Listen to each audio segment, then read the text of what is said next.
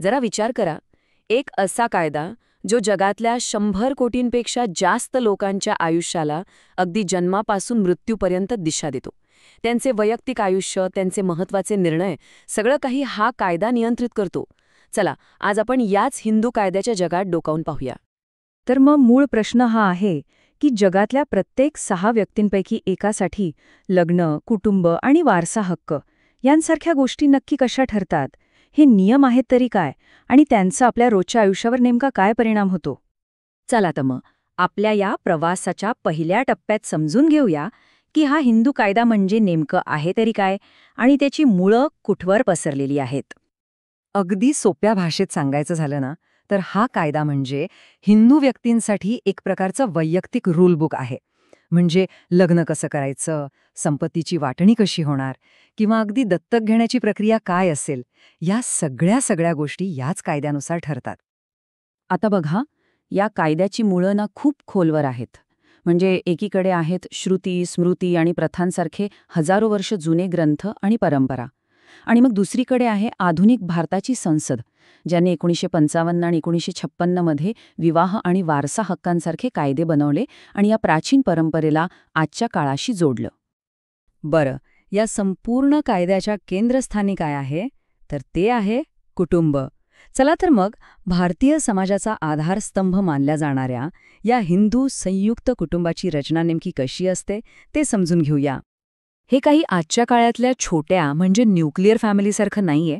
कल्पना करा एका मोठ्या वटवृक्षाची, ज्याच्या सगळ्या फांद्या, पारंब्या, सगळं काही एकाच खोडाशी जोडलेलं आहे. अगदी तसंच यात एकाच पूर्वजाचे सगळे वंशज, पुरुष, स्त्रिया, त्यांच्या पत्नी आणि अविवाहित मुली, हे सगळे एकत्र येतात. पण मग प्रश्न येतो की एवढ्या मोठ्या कुटुंबाचा कारभार, त्यांची मालमत्ता, त्यांचे व्यवहार, हे सगळं सांभाळतं तरी कोण? आणि याचं उत्तर आहे कर्ता. साधारणपणे कुटुंबातला जो सर्वात ज्येष्ठ पुरुष सदस्य असतो तो ही जबाबदारी सांभाळतो. तो फक्त घराचा मॅनेजर नाहीये, तर तो कायदेशीर प्रतिनिधी सुद्धा आहे.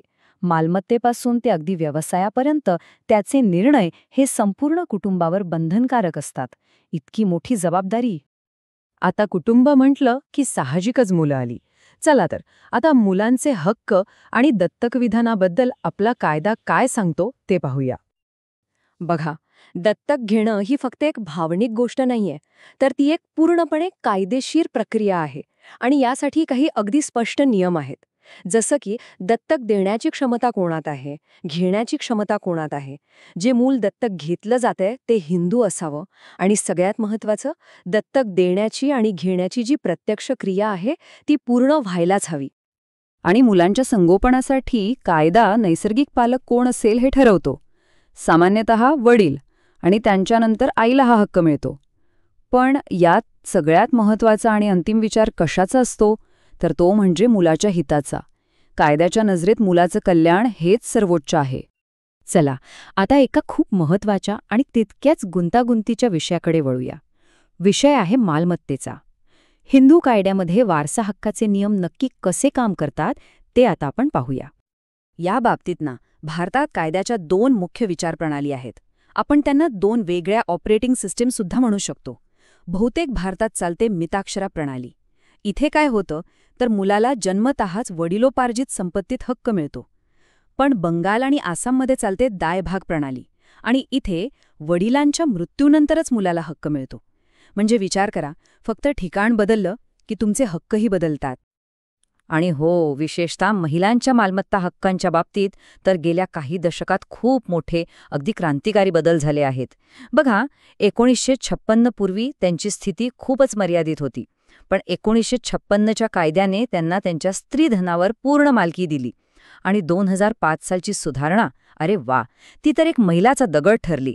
कारण याच सुधारणेमुळे मुलींना मुलांप्रमाणेच वडिलोपार्जित संपत्तीत जन्मतः समान वाटेकरी बनवलं गेलं, म्हणजेच को पार्सनर. आयुष्याच्या प्रवासात जशी नाती जुळतात तशीच ती कधीकधी तुटतात सुद्धा. चला पाहूया, विवाहानंतर विभक्त होण्यासाठी हिंदू कायद्यात नेमक्या काय तरतुदी आहेत. हिंदू विवाह कायद्यानुसार घटस्फोटासाठी काही स्पष्ट कारणं दिली आहेत, जसं की व्यभिचार, मानसिक किंवा शारीरिक क्रूरता, 2 वर्षांपेक्षा जास्त काळ वेगळं राहणं किंवा मग परस्पर संमतीने घटस्फोट घेणं. आणि महत्त्वाचं म्हणजे ही कारणं दोन्ही पक्षांना म्हणजे पती आणि पत्नी दोघांनाही समान रीतीने लागू होतात. पण घटस्फोटाव्यतिरिक्त ना न्यायिक पृथक्करण किंवा ज्युडिशियल सेपरेशन नावाचा एक पर्याय सुद्धा आहे. याचा अर्थ काय तर जोडपं कायदेशीररित्या वेगळं राहू शकतं, पण त्यांचं लग्न मोडत नाही, ते पुनर्विवाह करू शकत नाहीत. हा एक प्रकारे नात्याला पॉज बटन दाबण्यासारखा पर्याय आहे. तर आत्तापर्यंतच्या या संपूर्ण प्रवासातून एक गोष्ट अगदी स्पष्ट होते, ती म्हणजे हिंदू कायदा हा काही दगडात कोरलेला नियम नाहीये, तर तो एक सतत बदलणारा प्रवाही विचार आहे. हो, हा एक जिवंत श्वास घेणारा विषय आहे. खरं तर या विद्यापीठाच्या प्रश्नपत्रिका पाहिल्या की लगेच लक्षात येतं की यावर सतत अभ्यास होतो, वादविवाद होतात, चर्चा होते आणि सगळ्यात महत्त्वाचं, काळानुसार यात बदलही घडवून आणले जातात. थोडक्यात सांगायचं तर हा कायदा म्हणजे काय तर हजारो वर्षांच्या परंपरा आणि आधुनिक भारताची समता आणि न्यायाची घटनात्मक मूल्य यांच्यातला एक सतत चालणारा संवाद आहे, एक समतोल साधण्याचा अविरत प्रयत्न आहे.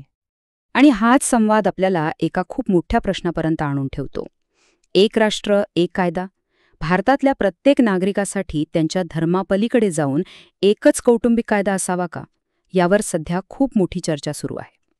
आणि हिंदू कायद्याचा हा सगळा प्रवास समजून घेतल्यावर या प्रश्नावर विचार करणं मला वाटतं आणखी महत्त्वाचं ठरतं.